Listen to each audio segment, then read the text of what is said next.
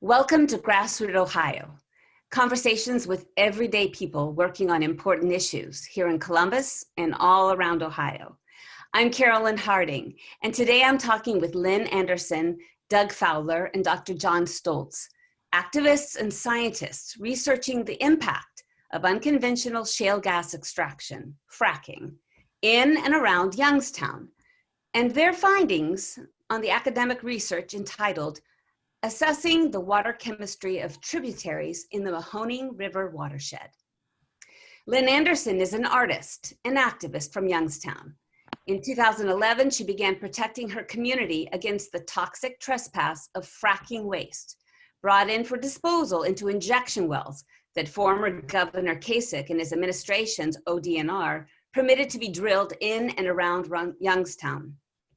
When small earthquakes started on March 17 to 11 and culminated in a 4.0 earthquake on December 31, 2011, Lynn and other members of Occupy Youngstown raised the alarm and began to fight to get the DNL injection well closed down.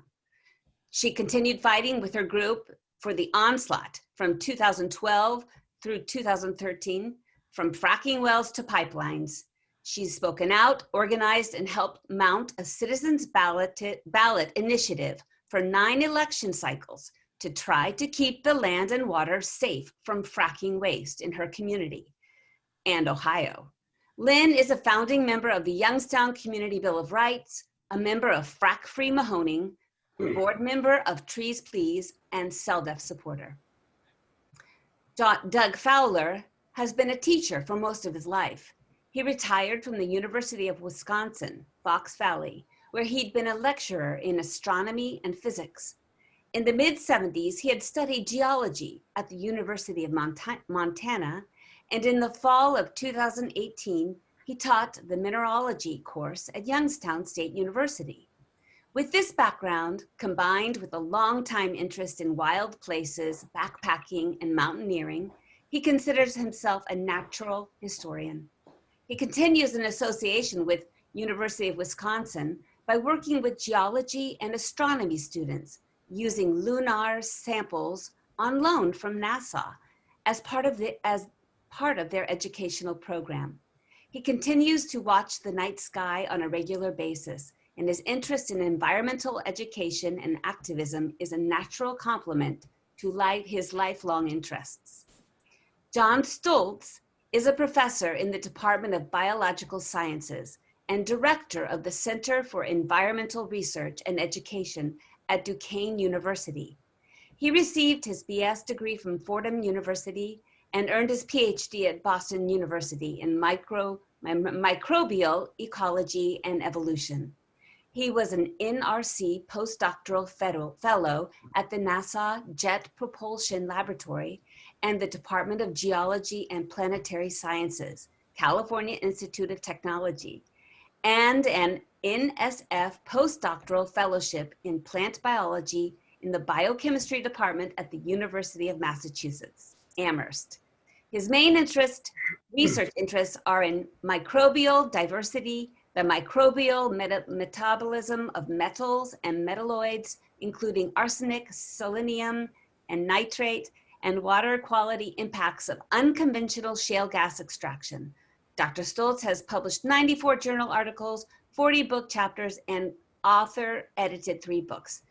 Whew, that's a lot of bios right there. You all have a lot of experience under your belt. Thank you for being on GrassRoot Ohio, and welcome. I'm very interested to know how the 3 of you ended up working together. Lynn, why don't you just give us a little bit of a background of how this got started and how Doug and John got involved with your issue? Well, it's all of our issue because it's threatening our drinking water and our land and our livability here in Youngstown, Ohio. And what happened is we had a 4.0 earthquake on December 31st, 2011, and that woke everybody up. Occupy Youngstown was still going.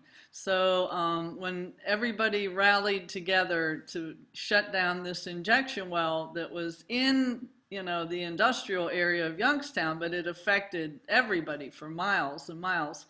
And we found out later that the owner of this injection well, DNL, Ben Lupo, was dumping into the Mahoning River. So he got sent to the big house, but he was able to sell his assets.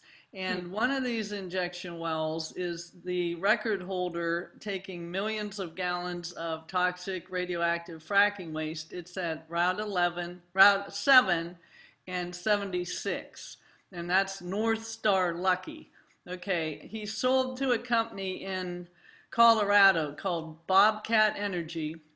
However, all the employees are his old employees, DNL employees.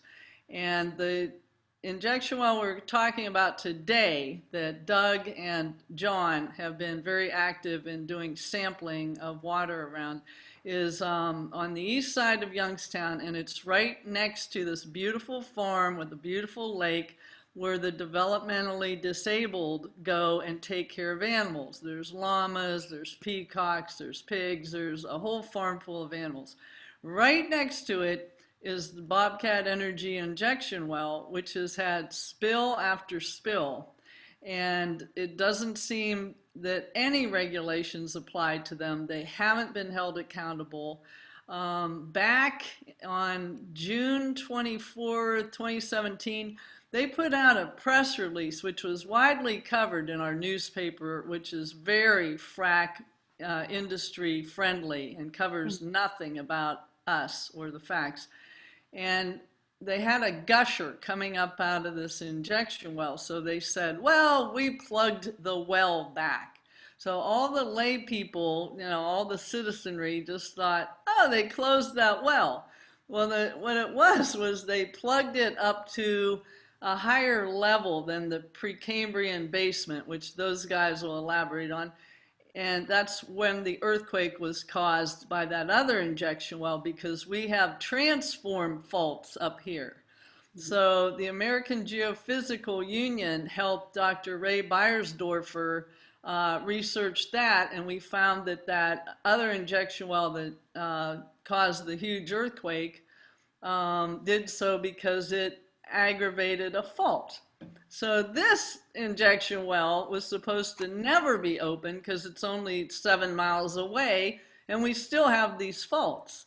So they figure we're going to put 500 feet of concrete in the bottom of this thing, and now it's ready to inject into. So ever since then, they've been injecting. They built their big waste, storage tanks. And the reason I called you and said we need coverage is, yet again, a citizen who was trying to document a spill and a dumping when they had an electrical failure there after a thunderstorm was arrested for videoing this and calling attention to this.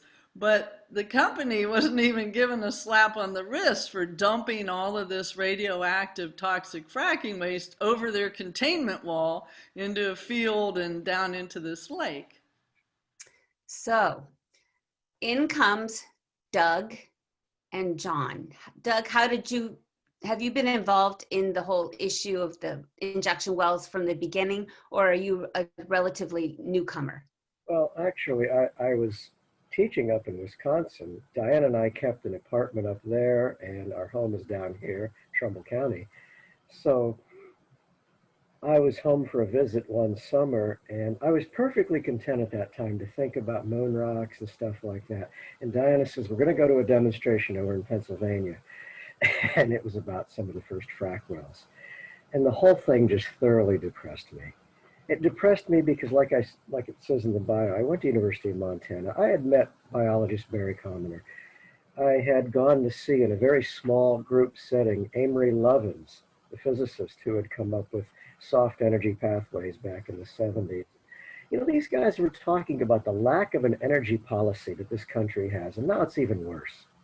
There's the talk out there about energy is, you know, I expect more from a 7th or 8th grader, you know, and it's heartbreaking. So I get pulled into this, but for me, it was always the big picture thing. I thought about well, there's a L. David Roper, a physicist, who wrote a paper quite a few years ago now on depletion theory. And his two principles are quite simple. You just look at a picture from space. The Earth is finite. Therefore, anything within the Earth is finite. Things are going to run out.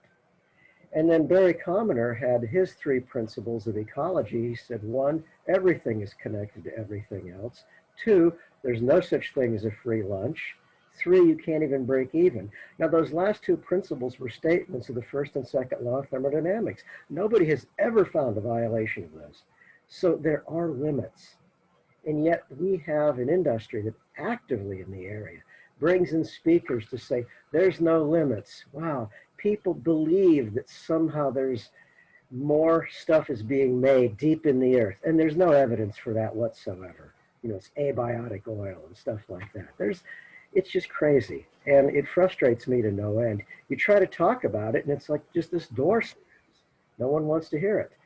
But, I look at this and I see, it's like I don't hate fossil fuel. It's a precious resource. But what we're doing is, one, we're squandering it. Why are we doing all this drilling and fracking? Most of it's going into pipelines to be shipped overseas to be made into plastic products no one needs. This is not about heating your home or energy for your car or whatever. And then secondly, Pennsylvania doesn't want the wastes. So what do? They conveniently shove them just across the border in Ohio with no consideration of the geology. And it was our old friend Ray Reidersdorfer who pulled me into the conference room one evening after a talk, and we lay out the geological map, and we've got these faults. They're all east-west strike-slip faults. And Ray says, what does this look like? And they're down in what's called the Grenville province. That's in the Precambrian. It's about 9,000 to 9,500 feet down around here. And Ray says, what does this look like? And I look at him, I said, transform faults in mid-ocean rift. Some ancient continental drift from like close to 1 billion years ago. So like we drill down and we awake something that should have been left asleep, and then I start to see this whole global picture of this. And this is the thing, is there's no consideration. It's kind of just this cowboy drill, baby drill.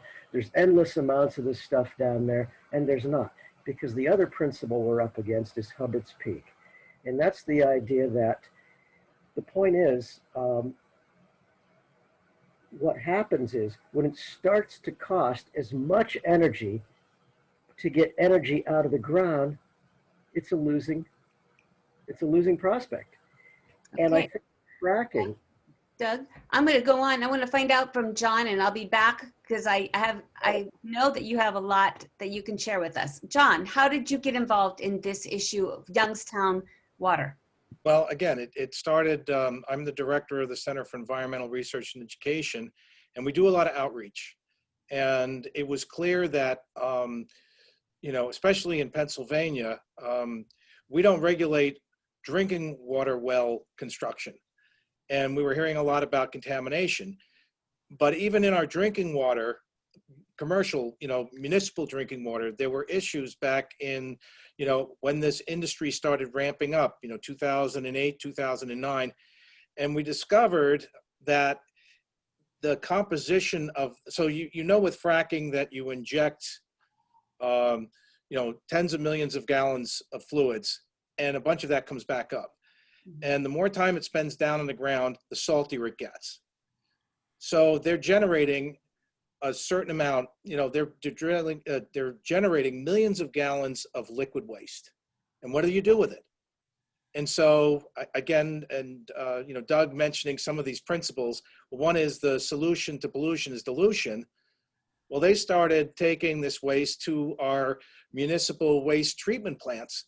So they were diluting it 1 in 100, but the stuff was so salty, it was turning the 3 rivers of Pittsburgh into marine systems, which I'm very familiar with in my background. So that immediately attracted me. I'm like, oh, this is like the stuff that I, go to the beach to study.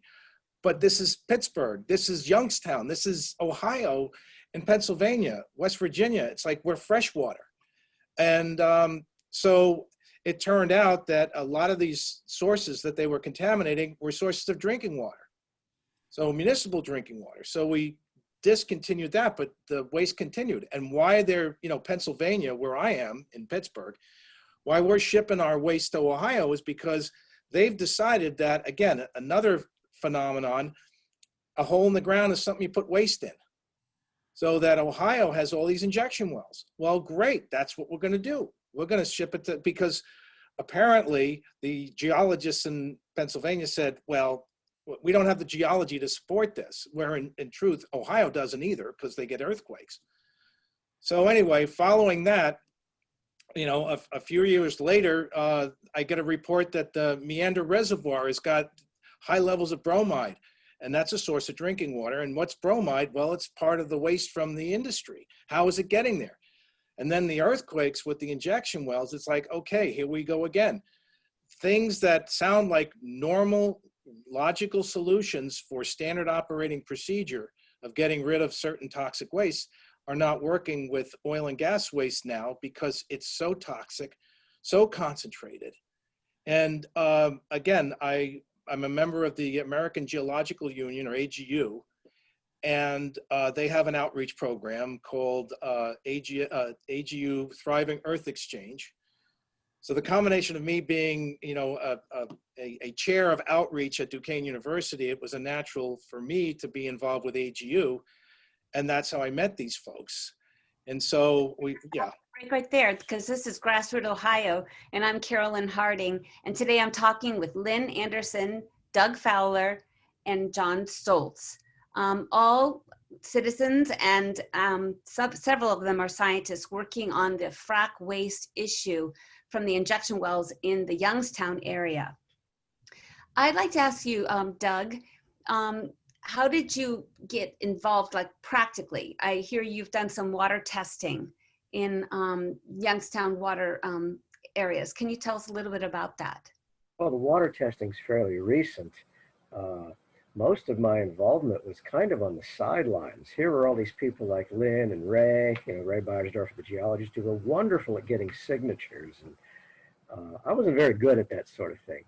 But I ended up trying to do a series of lectures, and some of those were successful. Others were not successful, like speaking to the park board or downtown in Youngstown to the chamber, or not the Chamber of Commerce, but the city council. No, those are difficult. So that was all very discouraging.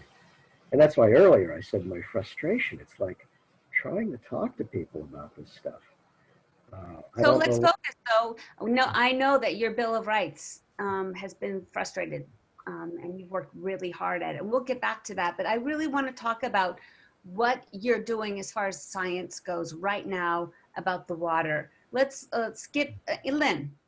Okay, what happened is we had an opportunity in 2019 to get some hexane bags from Ohio Northern University that were extra from a Thriving Earths lab project down in Southern Ohio. And Maria, Diana, put your head in there at Doug's Square. Diana, Maria, and I went out with the hexane bags, and we sampled by area injection wells and frack wells on Mother's Day of 2019, and they were supposed to stay in the water for a month. So we gathered them up on Father's Day and sent them with Letra Harper, who's the 501c3 organization, Freshwater Accountability. She took them up to Ohio Northern University, and Dr. Spies analyzed them and said, yes, there's xylene in this, and toluene in this, and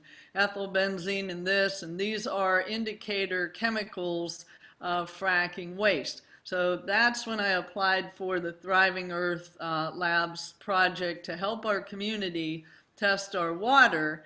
And we got accepted in July of 2019.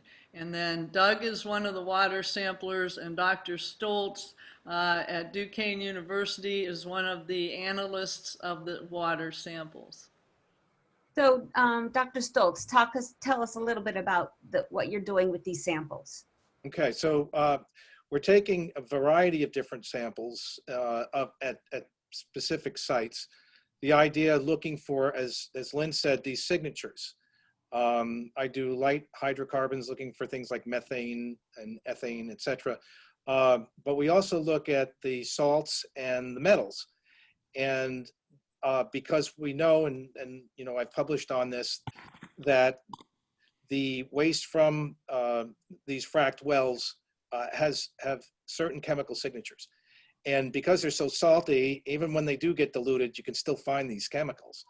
And so that's what we're actually doing. So we take one set of samples for the metals, one set of samples for the salts, another set of samples for the organics, and collaborators, including Chris Spees and Brandon from Wayne State, that they're testing for various parameters that we know can be associated. Because again, if you're not watching these, you know, these things are getting into the drinking water. They're getting into our source water for the drinking water. Are they in like little ponds? Are they in creeks? Are they in wells? Where are you actually getting these water samples from? It depends. So for instance, this last trip, we had a couple of folks with kayaks, and they got out onto the Meander River, Mahoning River. Another group, I sampled an outflow from the Meander Reservoir, and then other folks went to other. So it's a combination of creeks, the lake at the Purple Cat farm, and again, we're looking for these specific parameters that would indicate that they've been contaminated by oil and gas waste. And what have you found? Well, so far, depending on where, we have seen some evidence. Other places are pretty clean. But again, you know, we were just out, and of course, COVID kind of threw a wrinkle into everything. It's kind of complicated my ability to get access to a particular lab where we test for the metals. So I've been a little tardy in my results, but we're at the stage now we're compiling everything. How about you, Doug? Well, part of that project, I was involved in looking for some sites, and in fact, 2 sites we had along Lipke Road where 2 different drainages join up to flow into Meander Reservoir, and in one drainage is a frack well that's been operational for many years. I forget the name of that well. The Grenemeyer well, that's it. And what's interesting, those preliminary results showed that in the one sample site, you do get slight elevated levels of chemicals, as opposed to the other site that's not draining a frack well.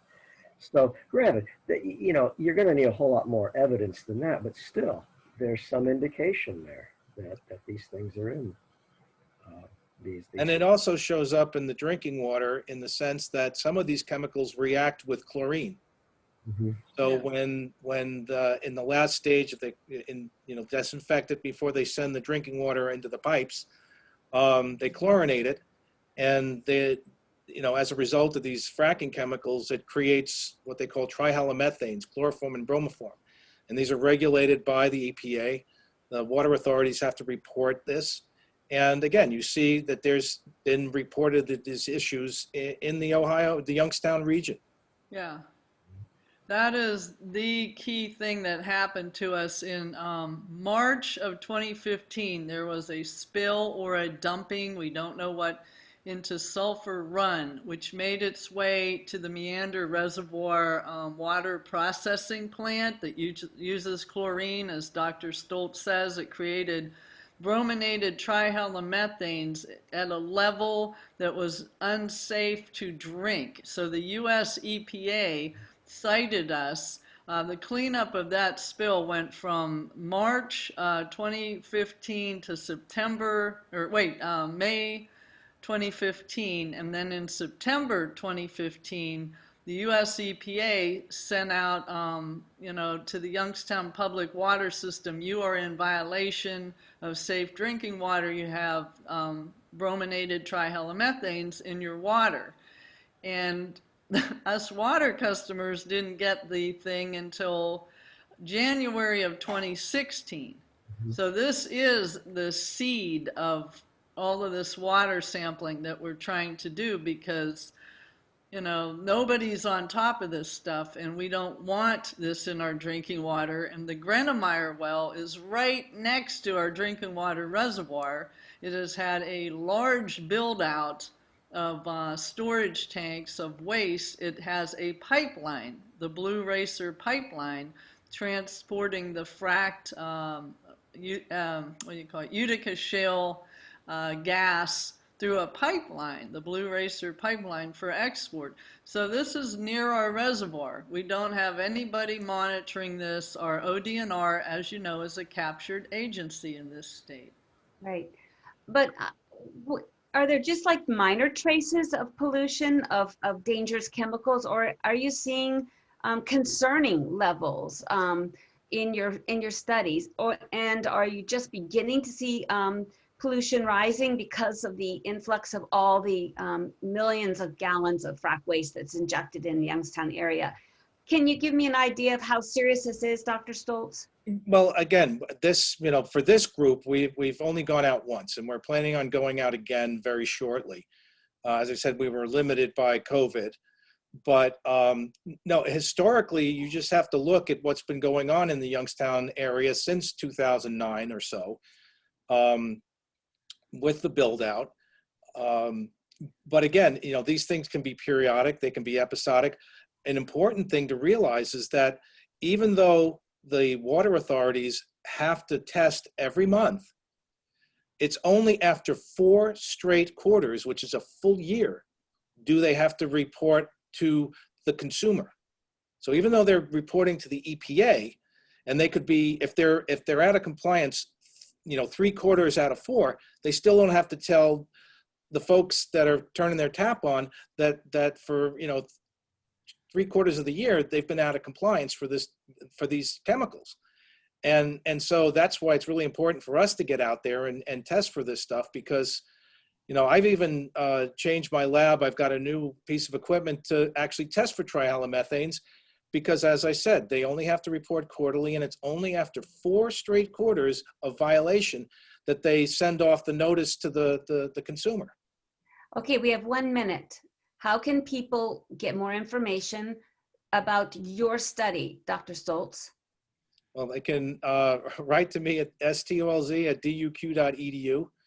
I've tried not to put it on Facebook or anything like that, because again, it gets hacked, but okay. They can contact us at the center. Okay, and how about your efforts, Lynn and Doug in Youngstown? What websites?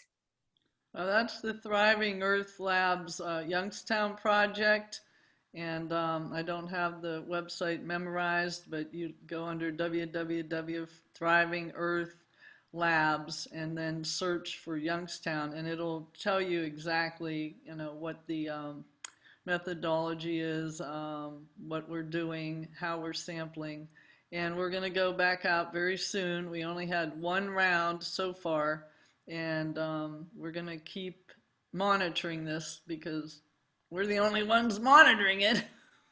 Well, that's our time. Thank you so much. I look forward to hearing more updates about what's going on up in Youngstown and your work in protecting it. Thanks so much. Thank you.